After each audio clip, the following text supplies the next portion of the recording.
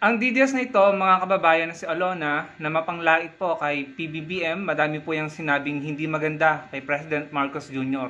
Ngayon naman po, ang tinatarget niya at binabanatan niya si Senator Kiko Pangilinan. Dahil threaten po siya na sigurado, pag nanalo si Senator Kiko, nanalo na nga po, pipirma po ito para po sa impeachment ni VP Sara.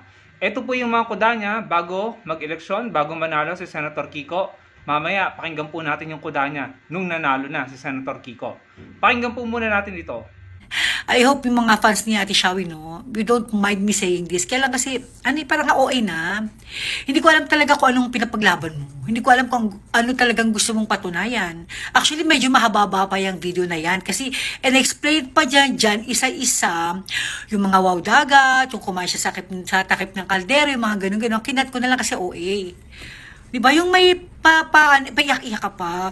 Gusto ko lang malaman ba't ayaw yung iboto yung jowa ko? Marami naman siyang nagawang mga batas. 200 nga My God.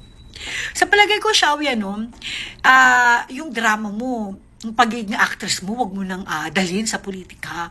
Hindi na siya mabebenta. Actually, hindi na nga nabenta yan Diba nang tumakbong vice president si jowa mo, hindi naman nanalo. Tapos ngayon, umiiyak ka pa.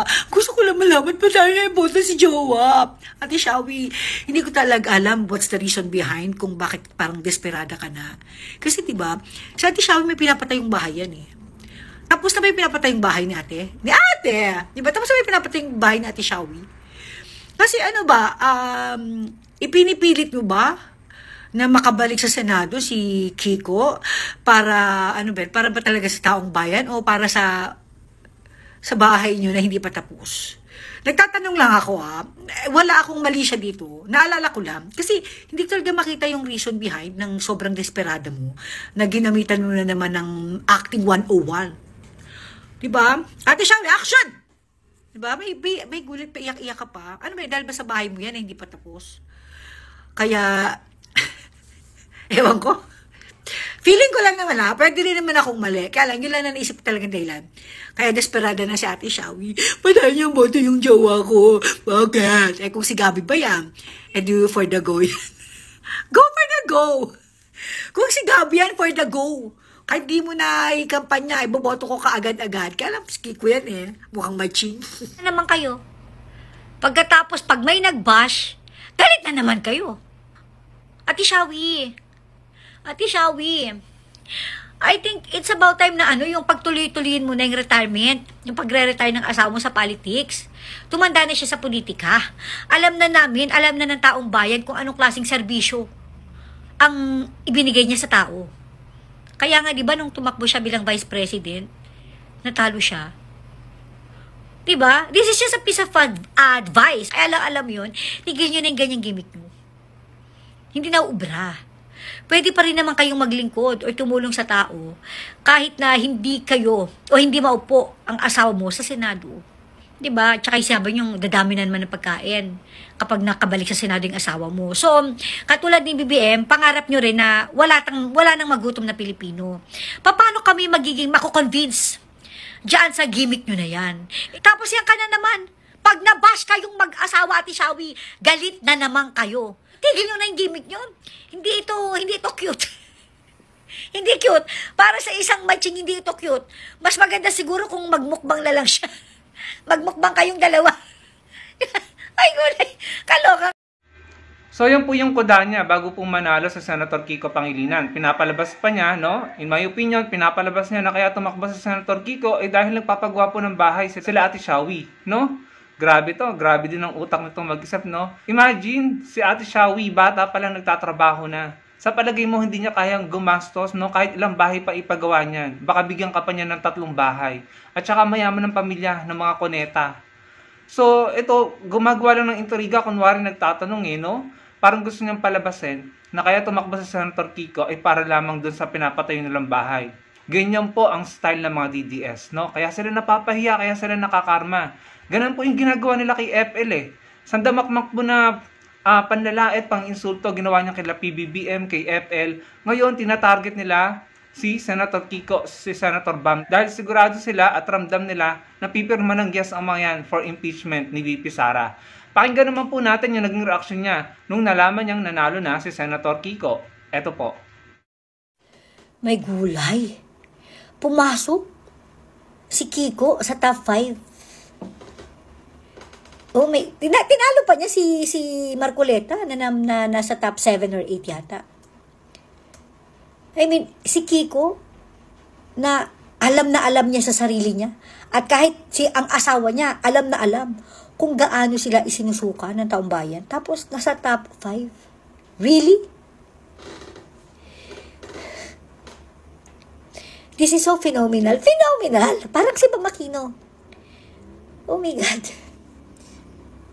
Diba yung magkasunod na election, 2016, 2022, wala nang dilaw, wala nang liberal, walang kakampwet, walang kakamping. Diba, wala nang yelo na nakalusot.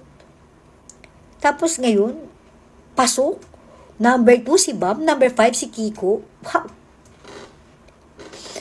Siguro, baka masyado nang obvious kung ang papasok lahat mga slate ni Ngagva.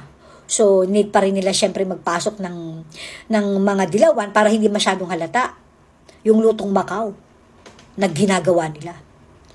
Ang plus factor lang dito ng administration sa pagpasok nila dito sa dalawang dilawan is, alam naman natin, na tropa ito ni Riza Hontivirus. At dahil tropa ito ni Riza Hontivirus, syempre, diba, pagdating sa impeachment case ni VP Sara, kasama na rin nila na boboto ng yes for impeachment. Si Bam at saka si Kiko. Oh my God.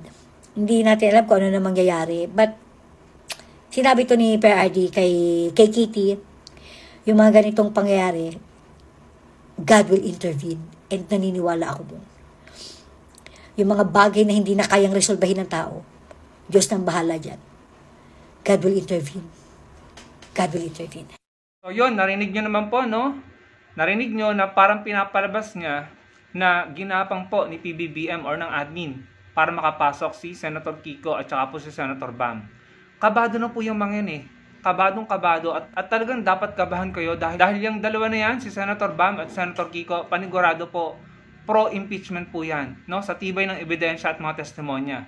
Kaya kinakabahan sila. Ngayon, para pampalubag loob or para ikondisyon na naman ng mga tao sa mga maling pananaw nila, pinapalabas nila na ginawa ng paraan ng admin para makapasok po si Senator Bam at si Senator Kiko. Yun po yung pagkakaunawa ko sa sinasabi niya. Yan po ang style nila, mang-intriga, no? Mang-intriga, ikondisyon ng mga supporter nila, paniwalaan ng mga supporter nila sa mga maling pananaw at maling impormasyon. No? So, ganyan po ang ginagawa ni Alona. Tapos, idadamay mo pa pati Diyos na sinasabi mo, bahala na yung, parang gusto niya sabihin, God intervention, bahala na si Lord sa mga bagay-bagay. Kung pabor sa inyo si Lord, di sana matagal lang nakalaya yung idol nyo. Di sana hindi man lang sana yun nakulong. Hindi po ba mga kababayan? Di sana hindi na-impeach sa House of Representatives yung isa niyo pang idol, si VP Sara. Hindi po ba mga kababayan? No? Yan kasi ang style nyo. Ang yabang-yabang mo nung umpisa, nung hindi pa nag-eleksyon. Grabe ka makapanlait kay Ate Shawi, kay Senator Kiko, kung ano-anong pangutya mo, tinatawag mong matching, no? Kung ano-anong panlalait mo, ganyan kayo. Kahit sino, kay PBBM, kay FL, kay Senator Risa, anong tawag niya? Hontivirus, ang tawag niya. Kung ano-anong panlalait at pangungutya, tapos nanalo si Senator Kiko. So, hindi umubra ang mga black propaganda nyo, hindi umubra ang pangiinsulto nyo, no? Kung dati umuubra yan, ngayon hindi na kayo pinapaniwalaan ng mga tao. Number 5 nga si Senator Kiko number 2 si Senator Bam. Ibig sabihin, mas nangulelat pa yung PDP laban nyo. Ang dami nun, sandamakmak. 3 lang ang nakapasok, no? 3 lang kayo sa dinami-dami yung kandidato. So, ibig sabihin, hindi na kayo malakas at hindi na pinapaniwalaan ng mga Pilipino yung mga propaganda nyo at mga style nyong bulok. Hindi po ba mga kababayan? Puro kayo panlalait, pangutya, kahit sino. Ang yayabang nyo, ang tatapang nyo. Pero hindi nyo pa rin nakikita yung realidad. Yung realidad nyo na kayo ay unti-unting kumukupas, natatalo, nakukulong, nakoconvict, sinasampahan ng kaso, nawawalan ng impluensya. Yun ang nangyayari. Kung meron man, dun lang siguro sa syudad nyo. Pero sa buong Pilipinas, no. Umay na ang mga tao sa inyo. Lalo-lalo na sa style mo, Alona. Gayang-gayang mo si Maharlika. No? Pero nagtagumpay ba kayo? Kita mo yung mga idol mo, nagsisialisan, tumatakas, puro kayo panlalait. Kung ikaw kabado ka na dahil nanalo si Senator Kiko, kabahan ka talaga. Dahil si Senator Kiko at si Senator Bam, panigurado, pabor yan sa impeachment. No? Salamat nga kayo si Dean Heidi Mendoza, si Abby Binay, at si Secretary Abalos ay hindi nakapasok dahil kung hindi, lalo kayong ligwak, lalo kayong pasok sa banga, lalo kayong mangingisay. Napakayabang mo, ang galing mo manlait at manginsulto. Pero wala naman kayong napapatunayan. Patuloy kayong nabibigo at unti-unti kayong nabibigo. Yun ang katotohanan, hindi nyo pa napapansin. Imagine, yung mga maisog rally nyo, wala naman kayo napala. Hindi naman nasunod yung gusto nyo. Nadedemanda pa yung mga vloggers nyo dahil nananawagan ng pagrarally-rally. Gumagawa ng intriga. Nag-iignite ng maaring mag-cause ng commotion or gulo. Sinasabi na i-raid yung bahay ni ganito, ni ganyan. Wala naman ganun. Unlawful utterances. Yan ang ginagawa nyo. So, pasalamat ka. Wala ka dito sa Pilipinas dahil kung hindi, baka matagal ka na rin na demanda. At baka ngayon, nakulong ka na. Dahil ang dami mo rin pinagsasabi na hindi totoo at hindi maganda sa administrasyon, sa Pangulo, sa First Lady, at sa kung sino-sino pang personalidad. Mayabang ka lang at matapang ka lang kasi wala ka dito Pero kung totoong matapang ka at tama ka, pumunta ka dito sa Pilipinas, dito mo sabihin niya mga yan, kung totoong nasa tama ka at kung totoong matapang ka. Pero wala Malakas lang ang loob mo kasi wala ka dito sa Pilipinas. Kaya ang yabang mo at kaya mapanlait ka. Pero hindi mo pa rin nare-realize, sunod-sunod ang pagkabigo nyo. At sa tingin ko, lalo kayong mabibigo at mararamdaman nyo ang sakit kapag nagsimula na ang impeachment trial. So sige lang, ipagpatuloy nyo yung ginagawa nyo, yung style nyo.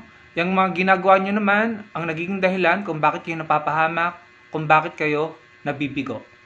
Yun lamang mga kababayan, ako po talagang hindi lang makapagtimpe sa babaeng ito, kaya sinasagot ko po. Dahil sa totoo lang po, kung hindi po natin sasagutin ang mga sinasabi niyan, yan pong mga yan ang papaniwalaan. Ganun pong style nila noong 2015, 2016. Puro pang insulto, panlalait, no? Ninormalize na yung kabasusan, insults, tsaka panlalait, ninormalize na nila. Kaya akala ng mga tao, yun ang tamang gawin, at ginaya na sila, no? Sandamakmak na po ang nagbabastusan sa social media. Kaya nandito po tayo para labanan ng mga ganyang uri ng style at sistema. Maraming pong salamat sa panonood. Sana po i-like yung video natin at magkita-kita po tayo sa susunod kong video. Salamat po.